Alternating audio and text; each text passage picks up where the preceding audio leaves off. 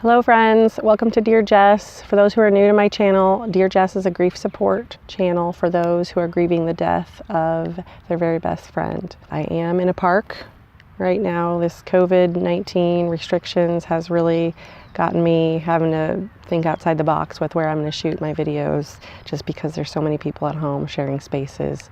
So you'll probably see me in a bunch of different parks and spots. And I know the sun's in my eyes. I'm doing my best.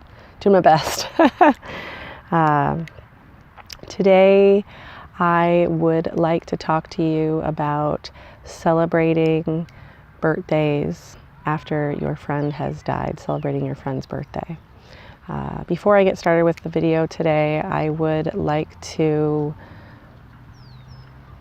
say that there's so many expectations out there for how people think that you should be on your friend's birthday or anniversary of some kind, or the anniversary of their death. I just want to share with you today one way that I celebrated Jessie's birthday. It was the first birthday that she had after she died. And in this case for Jessie, she died about 6 days after her birthday, so it was a year after she died, basically. That was a really sad time for me. At that time, a year after she died, it was still a time when I was having more bad days than good. And for her birthday, I decided that I didn't want to be sad. For her birthday, I decided that I wanted to celebrate like it was her birthday.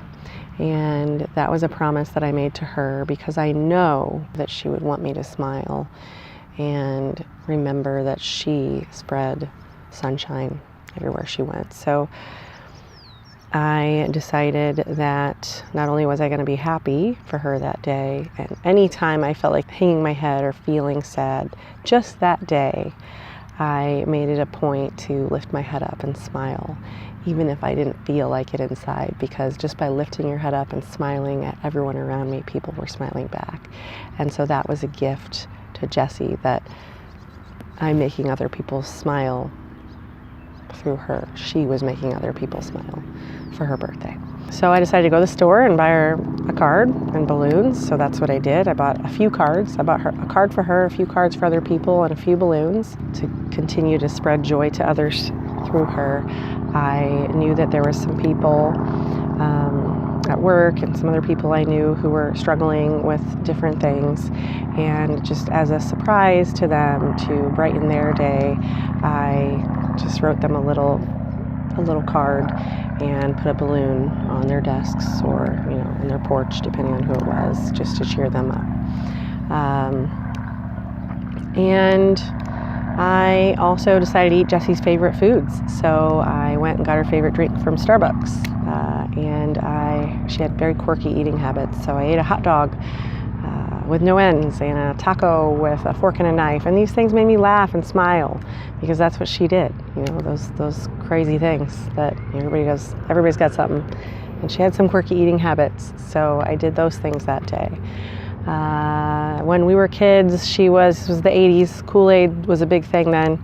She was one of those kids that had a constant Kool-Aid mustache. And so I taught my kids about Kool-Aid mustaches, which they thought was hilarious. And we made Kool-Aid that night, the real kind with the sugar.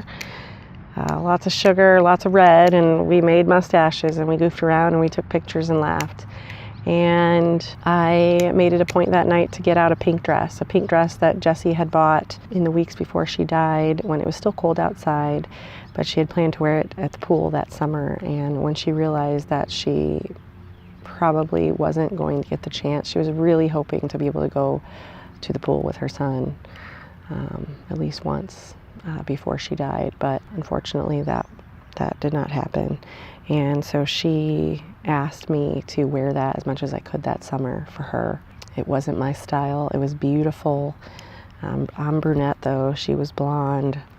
What looked good on her didn't look good on me, even though we had similar, we were the same size, but I brought that thing out and I put it in the front of my closet, and I just reiterated my promise to her that I was going to wear it all summer at the pool for her, which is what I did.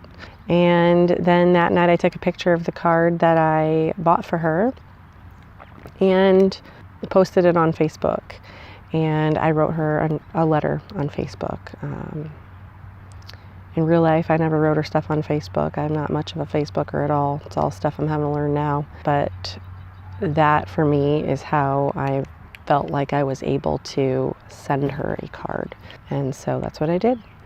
And it was just a spread sunshine and joy for Jessie, through Jessie, instead of being sad that day. This is just an idea for you guys, if it helps anybody out there. This year, this is my gift to her, is to share this with you in hopes that at least one of you will think of your friend on their birthday or anniversary or whatever it is that's a special time, and smile to brighten someone else's day, to brighten up your friend's day, and to brighten up their day for your friend. Does that make sense? But again, it's so important to remember, it doesn't matter that I'm saying this. It's what is important for you in your grief journey on that day, at that time, what you need, what you think is important for you. The very next year on Jessie's birthday, it was a different story. You know, life was happening, and I was craving being with Jessie. And on that birthday, I wanted to be sad. I guess it's not that I wanted to be sad, but I was just so tired on that birthday. I felt like it was 2 years after she died at that point, and life was, moving on, I guess. Life was still going, and sometimes it just gets exhausting. It gets exhausting to get up and keep doing the same things, keep going through the motions when you still feel like the world is so different. And that day I just wanted to take a nap with her, which is what we did the last time I had seen her. And I was just tired of continuing to go. I don't mean I was tired of living, but I was tired of having to keep doing the same stuff when she was gone. And so that day I laid around, I moped, but I moped with the feeling that I was with her and remembering her, and allowed myself to be sad.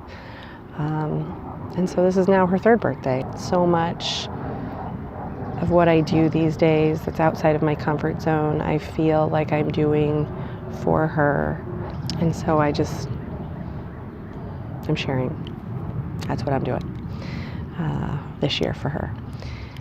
I hope that was helpful. I do want to mention here before I go, if you're watching this and you don't really feel like this is helpful for you, but if you know anybody out there who you think this might help, if you watched my very first video, it wasn't awesome because I'm new at YouTube, but it can be so healing to be in a community of people who have lost friends, where you can completely relax and not feel that you have to dampen your grief. So if there's anybody you can share this with that you think could use it, please help me out. Also, I want to mention that I did create a Facebook page. I'm still working on it. As soon as it's live and active, I will let you all know, but just as a way that, we can be more of a community instead of just me talking to you. You guys can talk to each other, and we can share stories. But it's not live yet, but hopefully soon. And until next time, please remember that you are not alone. Your pain is real. Your friend mattered and still does.